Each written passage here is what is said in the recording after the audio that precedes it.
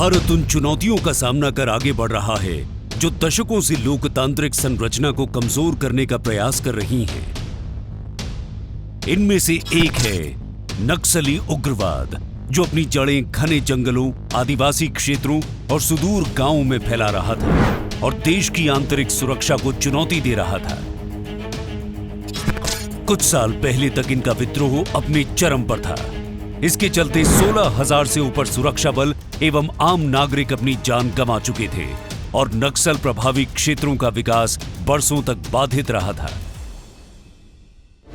नरेंद्र मोदी जी ने वामपंथी उग्रवाद के विरुद्ध एक निर्णायक लड़ाई की शुरुआत की। नक्सलवाद को देश के एक छोटे से हिस्से में समेट दिया गया है। हिंसा और अराजकता से बाहर निकालकर इस पूरे क्षेत्र को विकास की पटरी पर लाने के लिए बीते सालों में बहुत मेहनत की गई है। शांति, सुरक्षा और समृद्धि सुनिश्चित करने के लिए गृह मंत्री अमित शाह के नेतृत्व में गृह मंत्रालय द्वारा त्रिस्तरीय नीति तैयार की गई। पहली, चरमपंथियों पर नियंत्रण, दूसरी, विकास में जनता की सहभागिता और तीसरी, केंद्र और राज्यों के बीच बेहतर समन्वय। पूर्व की डिफेंसिव नीति छोड़कर सुरक्षा बलों ने ऑफेंसिव रणनीति अपनाई है। सुरक्षा बलों के मनोबल को बढ़ाने के लिए गृह मंत्री अमित शाह समय समय पर प्रभावित क्षेत्रों के दौरे करते हैं। नक्सल प्रभावित राज्यों में 2019 से लेकर अभी तक 195 नए कैंप स्थापित किए गए, 250 फोर्टिफाइड पुलिस स्टेशन बनाए गए और 10 नए जॉइंट टास्क फोर्स कैंप भी खोले गए।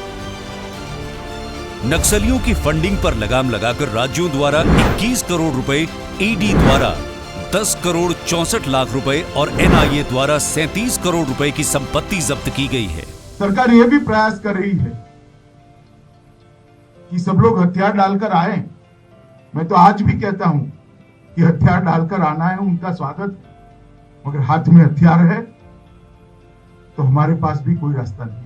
मोबाइल लोकेशन और सोशल मीडिया ट्रेसिंग जैसे इनोवेटिव तकनीकी तरीकों से नक्सलियों को घेरा जा रहा है।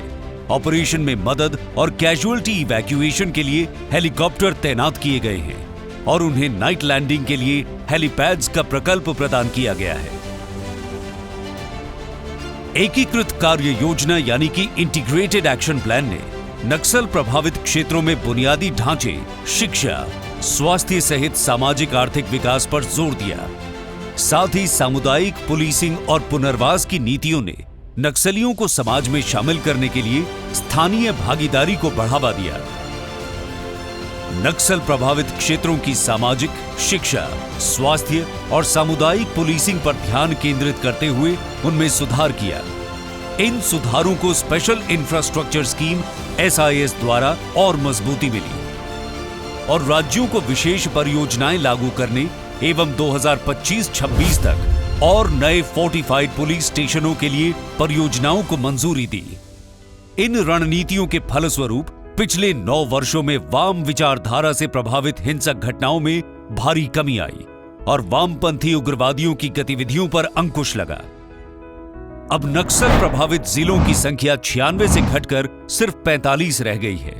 नक्सली घटनाओं में 52% की कमी हुई और इनसे होने वाली मौतों में 69% की कमी हुई।